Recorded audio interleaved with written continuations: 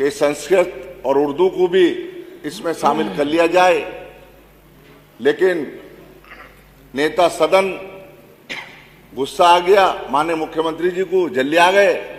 उर्दू के नाम पर इस उर्दू ने इनकलाब जिंदाबाद का नारा तमाम लोग लगाते हैं, लगाया है। ये उर्दू का शब्द है और मुसलमानों को गद्दार कहते हैं। ये मुसलमानों का इस मिट्टी में है खून शामिल, किसी के बाप का हिंदुस्तान थोड़ी है। मुसलमानों को क्या दिया है?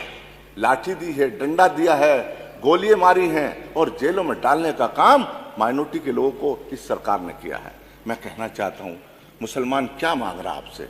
8 साल के पीरियड में क्या मांगा है? अरे उसने एक चीज मांगी है, ना रोजी मांगी, ना रोटी मांगी, ना नौकरी मांगी। वो कह रहा है कि हमको जीने दो, कमा के अपने बच्चों का पेट भरने दो। ये मुसलमान ने मांगा है। अरे इतने सब्र से बैठा है, ये भी इनको बर्दाश्त नहीं हो रही। हमारे सरफिरेज जज्बातों को कैद कर नहीं सकते, हमारे सरफिरेज जज्बातों को कैद कर नहीं सकते। क्यों हवाओं के लिए आप जंजीरें बनाते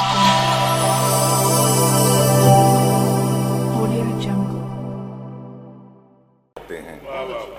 माननीय शिवपाल जी के साथ जोड़ते हुए महामहिम राज्यपाल जी के अभिभाषण पर मुझे बोलने का मौका दिया। मैं अपनी पार्टी के तमाम लोगों का धन्यवाद करता हूं। और आज कल माननीय महिम राज्यपाल जी के बाद नेता विरोधी दल ने एक प्रस्ताव रखा कि संस्कृत और उर्दू को भी इसमें शामिल कर लिया जाए, लेकिन नेता सदन गुस्सा आ गया, माननीय मुख्यमंत्री जी को जल्दी आ गए। उर्दू के नाम पर मैं कहना चाहता हूं, इस उर्दू ने इस मुल्क को आजाद कराया। इस उर्दू ने इनकलाब जिंदाबाद का नारा तमाम लोग लगाते हैं, लगाया है। ये उर्दू का शब्द है। हमारे मुल्लाओं को कटमुल्ला बोल दिया, हमने कहा मौलवी बना दो उनको सबको। मैं कहना चाहता हूं, ये भूल गए इन्हीं उलमाओं ने, इन्हीं मौलानाओं ने, इन्हीं हाफिजों ने इस मुल्क को आजाद कराया था। लेके कराची से लेके देवबंद तक अंग्रेजों ने पेड़ों पे गले में फंदा डालकर इनको हजारों उलमाओं को इन्होंने फांसी लगाने का काम किया, तब ये मुल्क आजाद हुआ।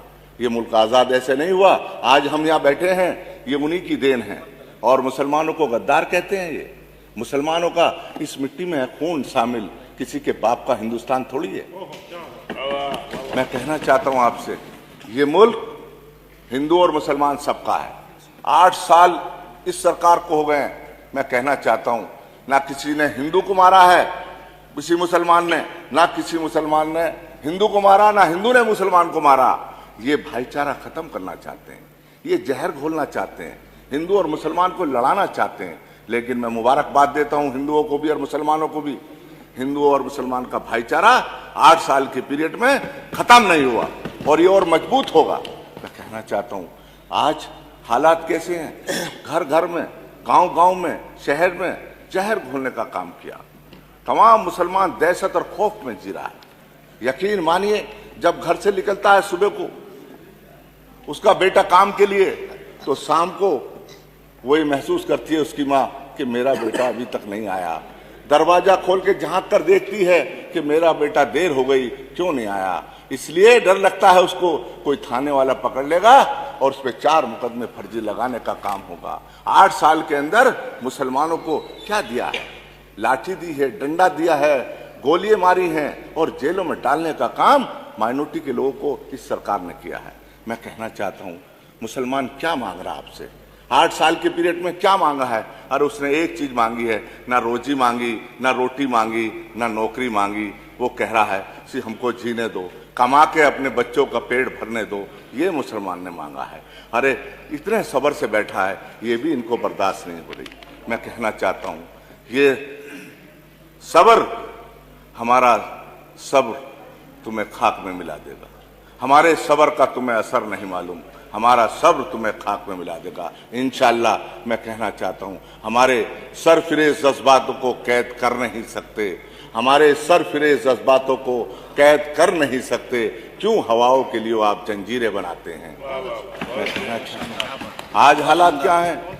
मेरे जनाजे पर यारो मोहब्बत लिख देना, मेरे जनाजे पे यारो मोहब्बत लिख देना, हमने बुनियादों के पत्थर हैं, हमें घर से निकाला जा रहा है।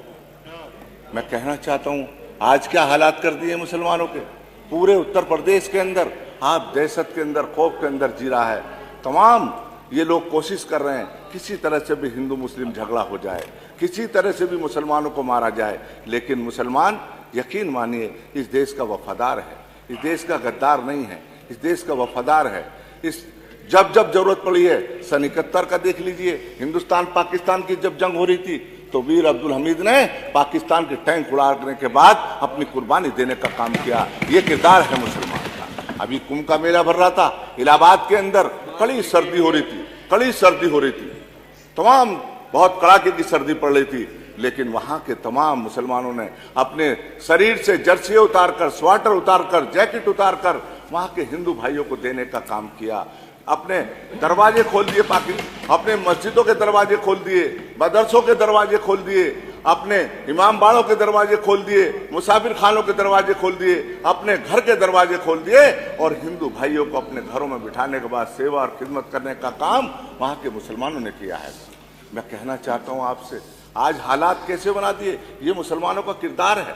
और ये हमको कहते हैं मुसलमान के नाम पर चिढ़ रहे हैं, मुसलमान के नाम पर गुस्सा आ रहा। माननीय सदस्य समराइज कर लीजिए, स्थानीय कोई प्रॉब्लम है तो बता दीजिए। मैं कहना चाहता हूं, आपका खत्म हो गया। मैं उर्दू ज़बां हूं, हिंदी मेरी दिल की धड़कन, मैं हिंदी की जान हूं, मैं उर्दू ज़बां हूं। बहुत बहुत धन्यवाद। Thank you. कि संस्कृत और उर्दू को भी इसमें शामिल कर लिया जाए, लेकिन नेता सदन गुस्सा आ गया, माननीय मुख्यमंत्री जी को जल्दी आ गए। उर्दू के नाम पर इस उर्दू ने इनकलाब जिंदाबाद का नारा तमाम लोग लगाते हैं, लगाया है। ये उर्दू का शब्द है और मुसलमानों को गद्दार कहते हैं। ये मुसलमानों का इस मिट्टी में है खून शामिल, किसी के बाप का हिंदुस्तान थोड़ी है। मुसलमानों को क्या दिया है, लाठी दी है, डंडा दिया है, गोलियां मारी हैं और जेलों में डालने का काम माइनॉरिटी के लोगों को इस सरकार ने किया है। मैं कहना चाहता हूं, मुसलमान क्या मांग रहा है आपसे, 8 साल के पीरियड में क्या मांगा है। और उसने एक चीज मांगी है, ना रोजी मांगी, ना रोटी मांगी, ना नौकरी मांगी। वो कह रहा है कि हमको जीने दो, कमा के अपने बच्चों का पेट भरने दो। ये मुसलमान ने मांगा है। अरे इतने सब्र से बैठा है, ये भी इनको बर्दाश्त नहीं हो रही। हमारे सरफिरेज जज्बातों को कैद कर नहीं सकते, हमारे सरफिरेज जज्बातों को कैद कर नहीं सकते। क्यों हवाओं के लिए आप जंजीरें